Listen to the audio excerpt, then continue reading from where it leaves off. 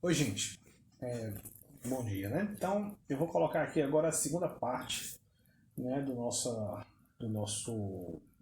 vídeo sobre aplicações, ok? Na parte físico-computacional, né? E eu estou considerando nessa aplicação o problema do transporte eletrônico numa cadeia, certo? Que tem acoplamento tipo Morse, tá legal? E no caso a gente considera uma interação efetiva entre o elétron e as vibrações da cadeia, tá bom?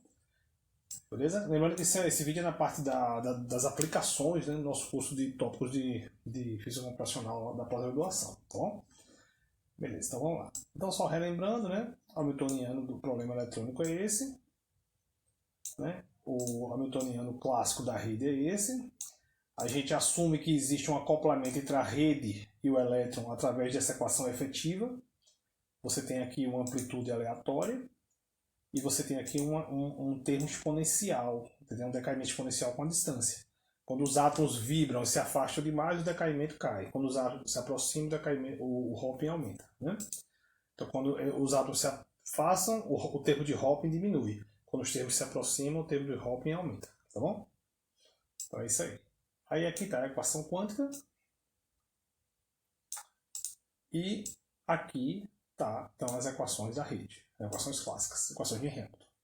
Então qual é a ideia? Solucionar numericamente essas equações. O que é que eu fiz? A gente usa um método de Taylor para a equação quântica e usa um método, né, que é descrito aqui, e usa um método meio de Euler para a equação clássica. Tá bom? Então a gente pega a derivada, aplica, né, a derivada é o lado direito aqui dessas equações aqui, lado direito, que é esse termo e esse, e aplica Euler na primeira ordem, que é essa equaçãozinha aqui.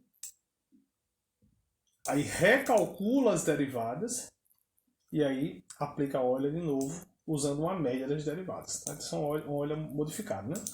Tá bom?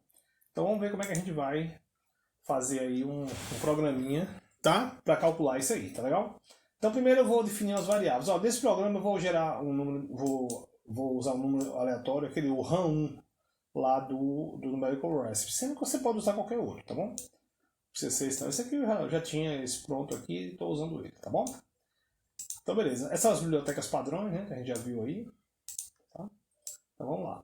Primeiro eu vou definir esses caras aqui. Duas variáveis complexas, duas vetores complexos que vão fazer o papel daquele CL e do CL-1, que aparecem aqui, ó, no método de Euler.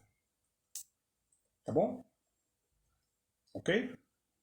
Então no CL-1 eu vou guardar o KK1, né? Eu vou guardar no vetor KK1 complexo e o CL no K2, no KK2, tá bom? Beleza? Então pronto.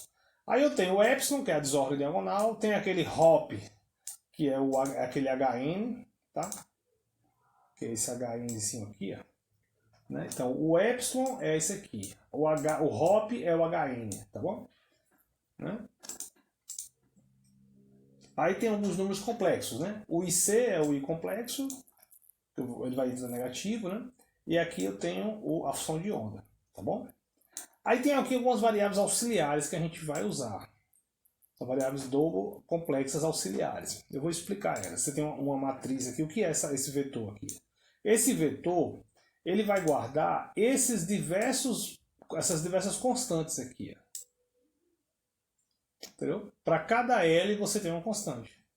Então se eu truncar a série em 20, ele vai guardar essas 20 constantes aqui, que basicamente é o I multiplicado pelo ΔT dividido pelo L fatorial.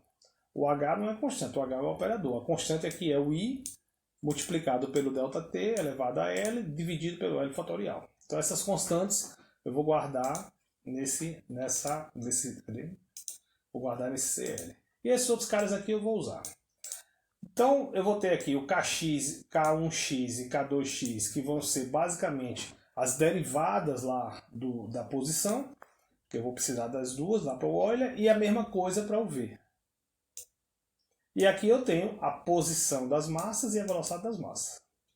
Aí tem alguns vetores aqui, que é a massa e o inverso dela, tá bom? Que é importante usar. E tem aqui esses caras Q1 e Q2, que são as diversas estimativas que eu vou fazer para posição e para velocidade usando Euler de primeira e segunda ordem, tá bom? Pronto, aí vamos lá, né? Então, eu defino aqui algumas variáveis também, com variáveis auxiliares, inteiras e reais. Aí a primeira coisa eu vou, né, definir alguns parâmetros. Eu vou dizer que o tamanho do material é 35 mil.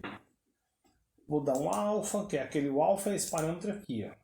Esse parâmetro aqui. É o parâmetro de acoplamento entre a rede, certo? Entre a rede e os elétrons, tá bom?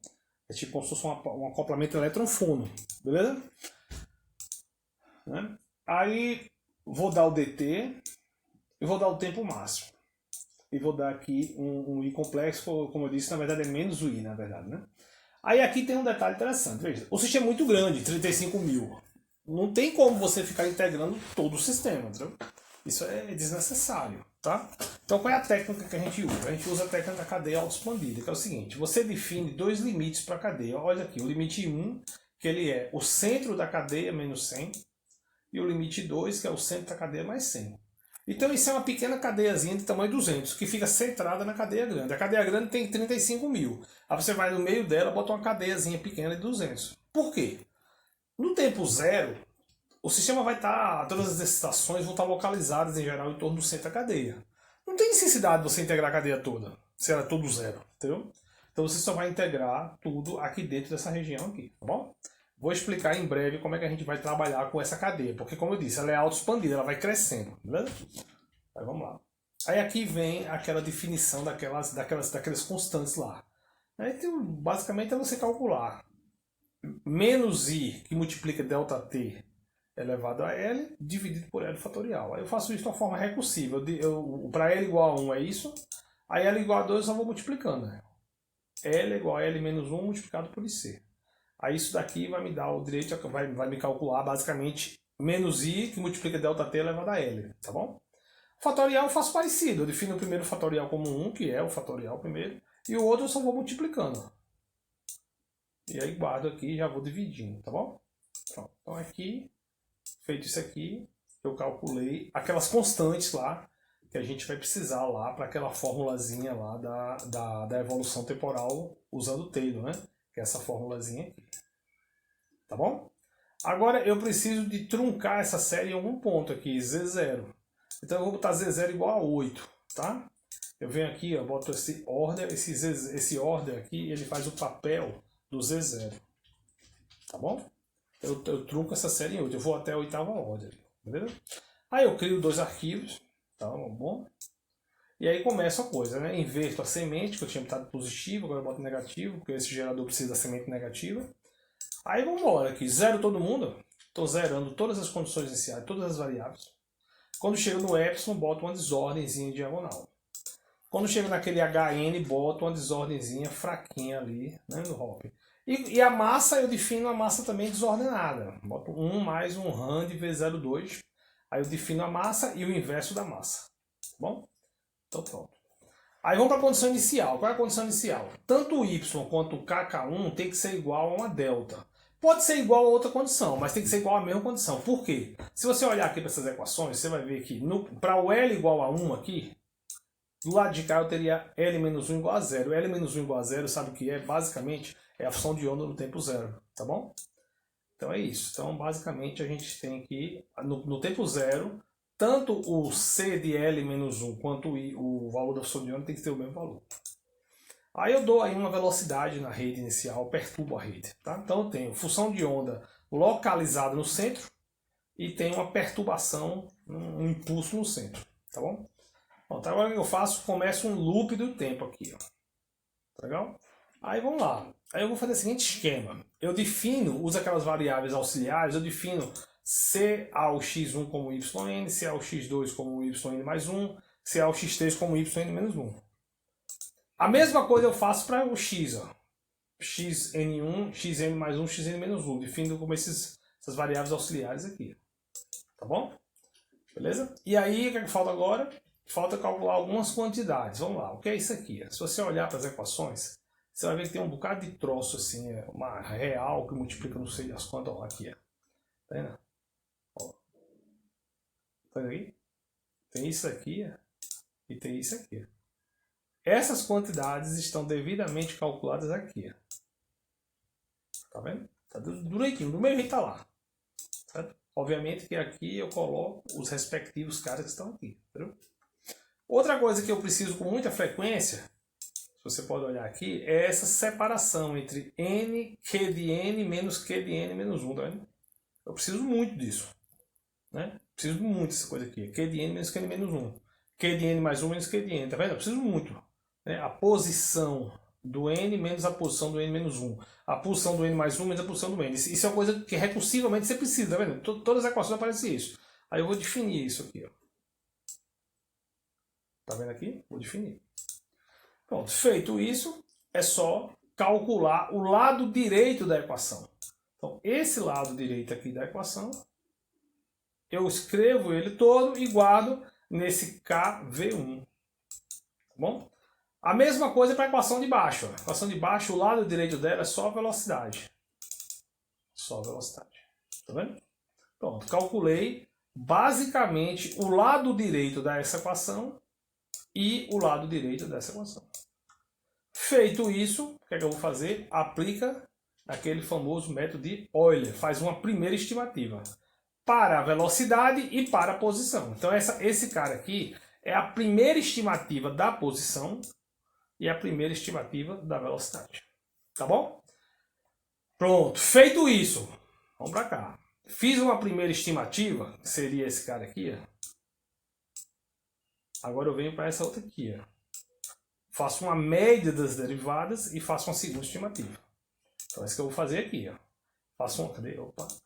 Faço uma, né? Calculo a nova quantidade. Já substituí aqui, ó, aquela variável celular, não por x, mas por q.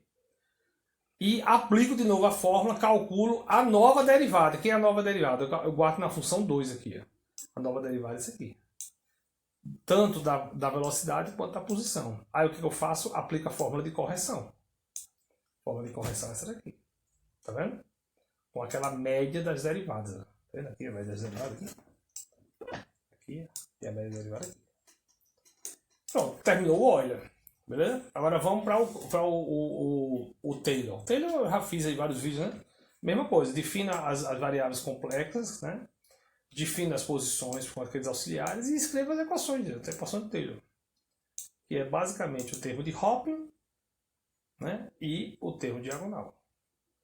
Então, feito isso, eu calculei o CL. Aí eu boto naquela formulazinha ali, que é basicamente aquela constante multiplicado pelo CL. Que é essa formulazinha aqui. A constante multiplicado pelo CL. Compreendeu? Então, feito isso, você encontrou quanto é o Y. Entendeu? Aí para ficar recursivo, você tem que, né, substituir, né, fazer C de L, receber C de L menos 1. E aí fica recursivo. Compreendeu? Ou ao contrário, né? C de L menos 1 recebe C de L. Aí a coisa fica recursiva. Então você faz aqui. Ó. Entendeu? Pronto, quando você fizer isso até a ordem que você quer, acabou a integração. Aí é só agora fazer o quê? Resubstituir. O que era presente recebe o futuro recém-calculado. Tá vendo? E aí vai voltar para o loop inicial e aí o programa fica recursivo. Vai evoluindo no tempo. Pronto, acabou o programa, entendeu? Agora é só calcular as quantidades, né? Aí eu fiz um truquezinho que eu sempre faço aqui, que é o seguinte. Eu não gosto de toda vez que fizer uma integração calcular a quantidade, porque em geral a gente faz uma integração com um ΔT muito pequenininho. Pode ver que eu botei um ΔT da ordem 10 a menos 3, né? 5 a 10 a menos 3. Se a cada tempo, meu amigo, eu for calcular as quantidades, vai ficar dado demais no arquivo, entendeu? Aí eu faço um truque bem besta, né? Eu faço um truque assim, né? Primeiro eu vou fazer o controle de borda. Qualquer controle de borda. Lembre que eu estou integrando em uma caixinha pequenininha. Essa caixinha, ela não pode ficar estática, ela tem que ir crescendo. Aí o que eu faço? Eu somo aqui um contadorzinho e digo o seguinte: quando esse contador for superior a um dado número, ou seja, né, eu vou pular algumas integrações. Eu integro. Quando chegou lá na centésima integral, por exemplo, eu entro para testar a borda. Aí eu calculo a borda. O que é a borda? A borda é o módulo ao quadrado da função de onda nas bordas, mais o módulo da vibração nas bordas. Eu quero testar o seguinte: chegou alguma coisa nas bordas I1 e I2, se chegou, aí eu preciso crescer essas bordas. Se chegou alguma coisa em I1, eu tenho que pegar I1 que está aqui e deslocar ele para cá. Se chegou em I2, eu tenho que ir para cá. Entendeu? Em geral, se chegou alguma coisa nas bordas, seja I1 e I2, eu preciso fazer isso com o sistema. Como é que eu faço isso? O I1 eu subtraio 10, o I2 eu subtraio 100. 10. Então o sistema que antes tinha tamanho 200 vai ficar com menos 10 mais 10, 220. Chegou de novo, menos 10 mais 10, 240. E assim vai. Entendeu? Então aqui é o chamado controle de borda. É isso aqui que faz a borda crescer. Né? Feito isso, aí eu venho aqui e faço um cálculo de quantidade física. Eu vou calcular o desvio médio quadrático. Calculo a posição média, basicamente é isso aqui. E calculo o sigma, que é esse aqui. Outra coisa que eu gosto de calcular é a norma, para saber se a minha integração está acessível. O que é a norma? É o somatório de módulo ao quadrado da função de onda. Tá aqui. E outra coisa que é bom também calcular, só para testar novamente, é a borda, para saber quanto é que está o valor da função de onda na borda, né? Para ver se você não está tendo algum efeito de reflexão. Aí eu escrevo num arquivo tudo isso. Tempo, o desvio médio quadrático, raiz dele, né? 1 menos a norma. 1 menos a norma, gente, tem que dar 0. Porque a norma da função de onda tem que dar 1, pô. Né? 1 menos a norma, que seria 1, tem que dar 0. Então, esse número aqui que eu estou marcando aqui, ele tem que dar algo em torno de 0. Claro que não vai dar 0. Tradicionalmente, dá algo da ordem de 10 a menos 10, 10 a menos 11, entendeu? E, por fim, a borda. Então, eu vou ter 4 indicadores para a gente ter uma noção se a integração numérica está decente, entendeu? Além disso, eu fiz esse truquezinho aqui para calcular o tempo de cálculo desse programa. Por quê? Porque eu vou fazer uma comparação com o Range-Kutta, tá? Então vamos lá, vamos dar uma olhadinha aqui. Bem, eu fiz esses experimentos no Cluster e estou mostrando os experimentos prontos para vocês, tá? Então veja bem, aqui está o cálculo desse sigma para um dado experimento aí, tá vendo? É isso aí. Estou integrando para 6.000 unidades de tempo. Vamos comparar com o Range-Kutta? Tá? Então, a mesma equação resolvida por Range-Kutta dá isso aqui. Qualitativamente a mesma coisa. Tá? Então, por que eu defendo esse método e por que eu não uso o Range-Kutta? Vamos lá, vamos ver outro arquivo que eu escrevi, que é o arquivo do tempo. Vamos ver o tempo que eu levei para calcular isso lá no cluster, usando esse método e usando o Range-Kutta. Usando esse método, 65 minutos, usando o Range-Kutta, 85 minutos. Lembrando, observe, se você agora para analisar o nome do arquivo, observe que o Range-Kutta, para que ele convergisse, eu tive que botar o ΔT um pouquinho menor. Né? Um pouquinho menor, tá? Para poder chegar numa convergência parecida. Se você for olhar os dados, você vai ver, olha como é que está a norma. 1 menos a norma é a terceira coluna. Olha como é que fica ela lá no limiar lá do tempo longo. Da ordem 10 a menos 11. Tá bom? Vamos ver a mesma coisa no Range-Kutta. O Range-Kutta com ΔT um pouquinho menor, viu? Ó, ele vai ficar na ordem 10 a 10. Tá vendo? Então o Range-Kutta ele é mais lento e não consegue segurar bem a precisão. Mas dá para resolver com o Range-Kutta também, viu? Dá para resolver. Se vocês quiserem olhar o programa aqui que eu fiz, dá para resolver. Ó, dê uma olhadinha. Já está até aberto aqui. Dá para resolver o programa do Range-Kutta. Aquela coisa padrão, né? Tá? Deixa eu mostrar aqui para vocês. O Range-Kutta ele é feito com 4 cálculos da derivada, né? São aqueles 4 Ks, né? São como se fosse estimativas de derivada. E depois você faz uma espécie de média, né? Então, tá aqui, ó. Pego as equações e faço o Range-Kutta. Aqui está ele. O Range-Kutta na primeira equação, que é aquela equação grandona da velocidade, a equação da posição e na equação quântica. Tá? Aí vamos para o segundo K. As mesmas equações. O que é que muda? Que muda que na hora de definir as variáveis você tem que fazer aquela correção. Tá? Então, aplicando o Range-Kutta, né, você chega num resultado qualitativamente o mesmo. Diferenças mínimas, né? Agora, as escalas de tempo com o Range-Kutta, elas são um pouco mais intensas. E olhe que esse experimento que eu fiz aqui, para poder testar, ele é um experimento considerado simples. Porque observe que eu só fiz ele até 6.000 unidades de tempo. Se você tiver um cuidadozinho de pegar a tese de Messias ao longo do doutorado, outras teses minhas aí, onde esse tipo de cálculo foi feito, você vai ver que a gente faz para 10.000, 20.000, 30.000, né? Tem alguns experimentos desses que a gente fez para quase 100.000, entendeu? Então, assim, você consegue fazer com range de culto, sendo que você vai ter que botar uma discretização bem pequenininha para poder convergir bem, entendeu? E aí acaba se tornando bem mais lento, né? Entendeu? Pronto, gente, é isso aí. Espero que tenha ficado claro. Quem quiser, quem puder resolver esse problema usando essa técnica, né, que é chamada a técnica de Euler-Taylor, eu agradeço. Quem não puder, resolva por range de culta mesmo, certo? Mas tente fazer esse cálculozinho aí, né, implementar essas equações aqui, basicamente são essas 3 equações, né, usando essa técnica de crescer a cadeia. Isso é muito importante. O self-expanded, né, a cadeia auto-expandida, ela vai crescendo à medida que você vai integrando, tá bom? Pronto, espero que tenha ficado claro aí, viu? Obrigado por tudo aí. Um abraço, tudo de bom.